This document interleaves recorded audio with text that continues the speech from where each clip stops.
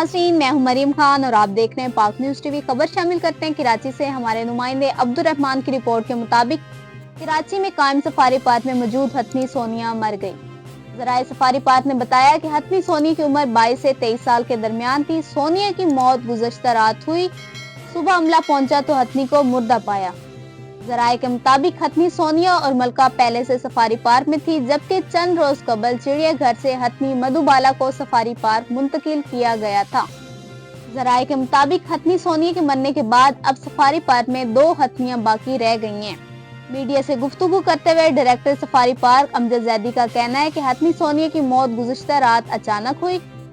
Director safari park ने मजीद बताया कि इब्तदाई तौर पर हथनी की मौत का सबब हार्ट अटैक लग रहा है, ताहम पोस्टमार्टम के बाद हथनी की मौत की वजह मालूम होगी। ज़राए ने मजीद बताया कि हथनी सोनिया का पोस्टमार्टम 2 दिनों बाद फोर पास के आमिर खलील के आने के बाद होगा। मौसम ठंडा है तो हथनी सोनिया की डेड बॉडी को बर्फ लगाकर रखा है।